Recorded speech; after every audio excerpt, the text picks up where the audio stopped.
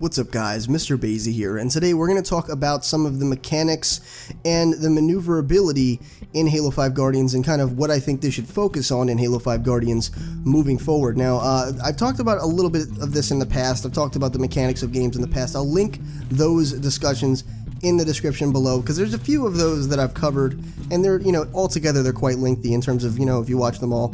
But I want to focus on something a little bit different today, and kind of narrow in on what I mean by the mechanics of the game.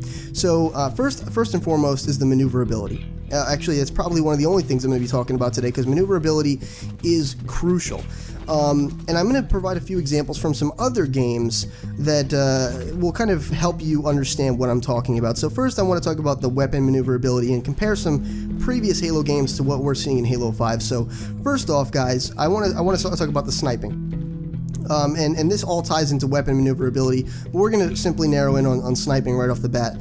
Sniping in Halo 4 wasn't really hard, but to me it felt a bit clunky. It didn't feel very smooth, definitely not comparable to Halo Reach's sniper rifle, which seemed very free, very loose, really just kind of gave you free reign to maneuver in whichever way you wanted.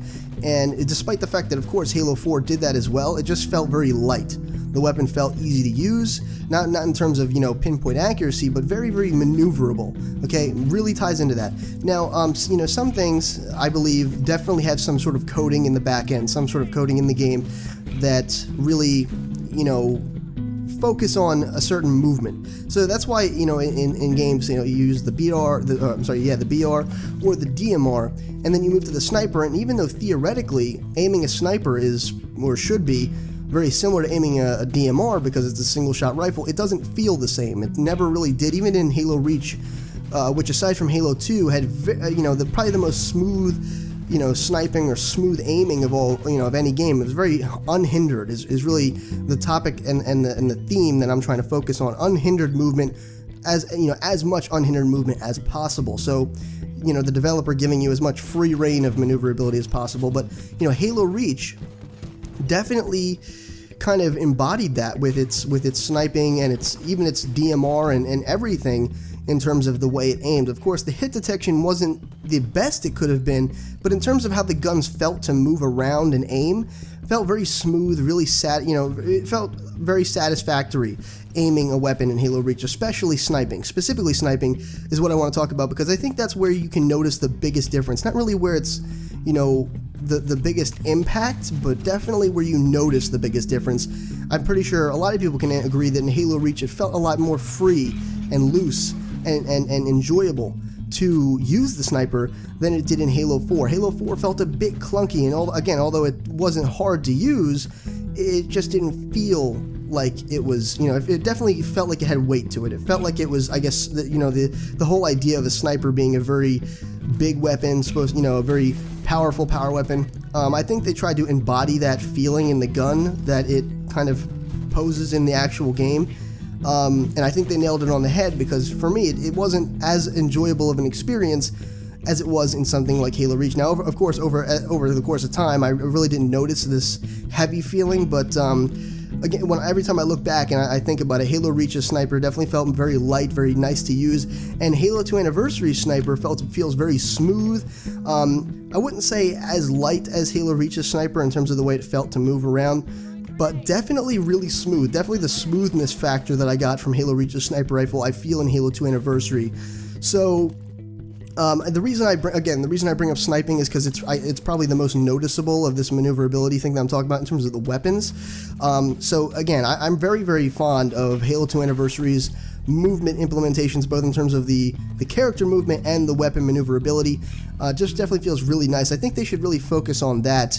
But moving forward into Halo 5, I think I noticed it a little bit more on other weapons as well, other than the sniper. The sniper felt a little bit better to maneuver around aside from Halo 4. Halo 4 was a bit clunky, and Halo 5 was a bit clunky too, but definitely not to the extent that Halo 4 was. I think they worked on it a little bit, and they tried to really narrow it down as the right kind of balance between you feel like you have a power weapon in your hand, but you don't feel like you're wielding a tank around. You know what I mean?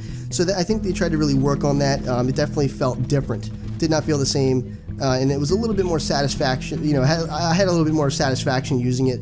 Didn't feel sort of unfamiliar to me. So one of the main things though is using the BR and the DMR. I felt there was a bit more twitchiness involved in the in Halo 5. I don't necessarily think this is a bad thing. I think because there was twitchiness, that might mean that there's a higher level of maneuverability in the actual weapons themselves.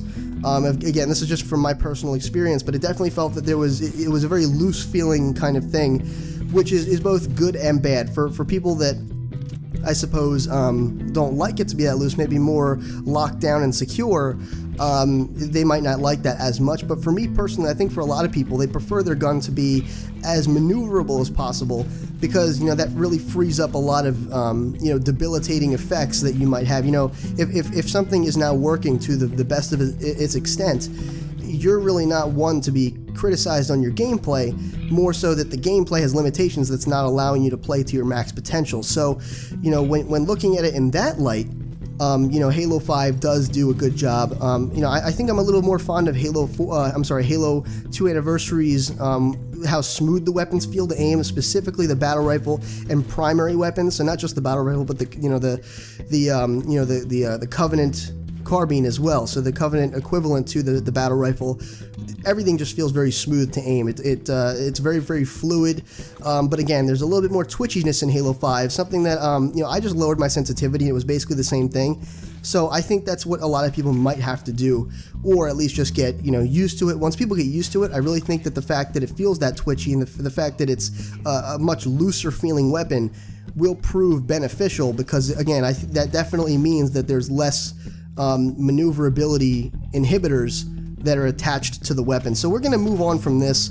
Kind of a difficult topic to grasp, especially if you're not someone very, very, sensitive to this kind of stuff.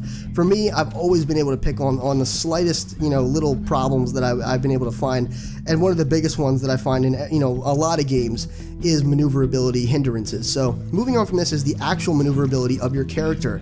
Now here's a clip of some Counter-Strike gameplay, and don't get me wrong here, no way do I think that the game should behave like this, because it would really break a lot of things. It would make sprinting pretty much negligible.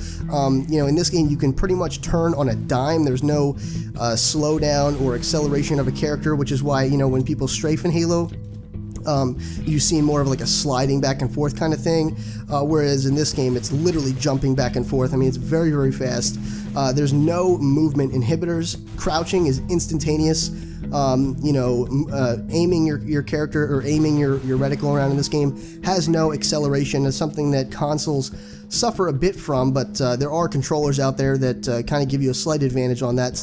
Remove as much reticle acceleration or aim acceleration as possible.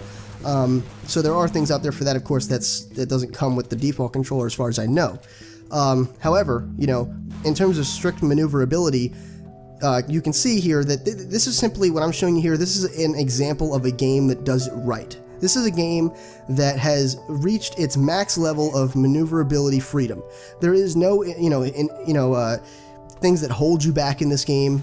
What it's all about really in this is focusing on the objective, focusing on tactics and your weapon, your shots, making sure your shots connect, making sure you're spraying in the correct pattern, making sure your bullets hit. You focus on everything except your movement.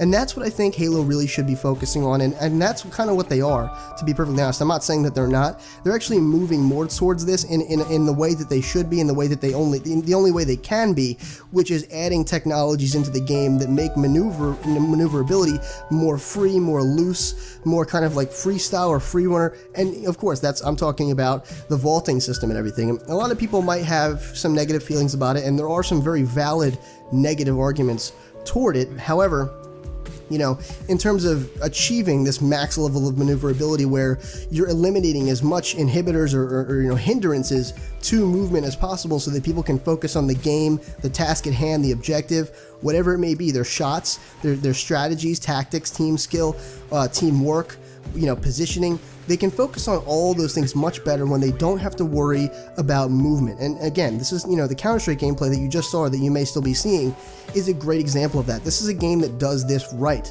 I think, you know, overall, for everybody, for casual people, for the new people coming onto the game, or even for the veterans, it's going to benefit everyone if everyone has to think less about movement, about aiming, about all those things, because, you know, it just frees up one of the things you have to think about, allows you to think more about the game, which in turn makes for better gameplay because there's more tactical stuff going on and all that stuff. So it's a very small thing to think about, or a very small thing to consider when you're thinking about a game, but it all ties into the maneuverability, the mechanics of a game. I've been such a big advocate. I'm very, very hard, you know, on games these days in terms of, you know, I have a very strict mindset of how a game should be built, how a game should be made, and the you know, the steps you should take. The very first one is focusing on the core gameplay. You should never jump to the very end and focus on social stuff.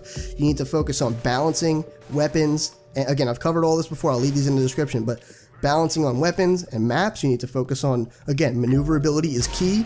Remove as many hindrances as possible as there is to maneuverability in a game, you know, as humanly possible with the current technology available to you, or whatever the, you know, the scenario of the game allows you to, or that entails. And that's the kind of point that I'm trying to bring across, is that you need to focus on core gameplay.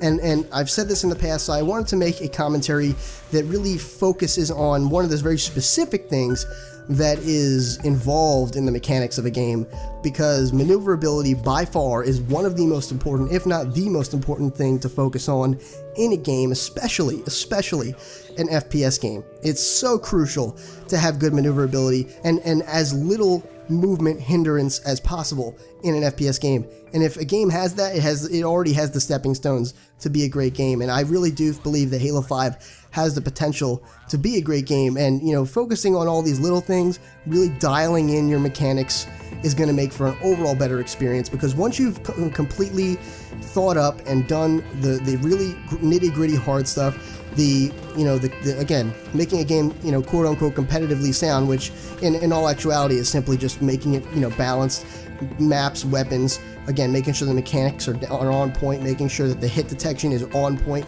There's nothing worse than playing a first-person shooter game where you can't shoot people. Really, really discourages the fact of playing the first-person shooter. You might as well be playing a racing game. So that's what I'm talking about. Focus on all that first. When you move over to social game types, you can have a blast with those, because they're going to play even better because you've already, you know, worked out all the nitty-gritty stuff. The social game types are going to be much smoother. They're going to be played better. People are going to enjoy them more because everything will just work a lot better overall. So I hope you guys enjoyed this. Leave a like down below if you did enjoy, and also comment down below. Let me know if you have any, you know, more complicated feelings other than likes or dislikes on the video. You know, let me know if you have any opinions, or if you have any, you know, additions to this, or maybe subtractions. Maybe you don't agree with what I'm saying, and maybe provide some reasoning why. I'd be very interested to hear what you guys have to say about all this. Either way, if you'd like to become a Sage in training, make sure you subscribe today. This has been Mr. Basie, your favorite Sage, and as always, I'll see you in the next video.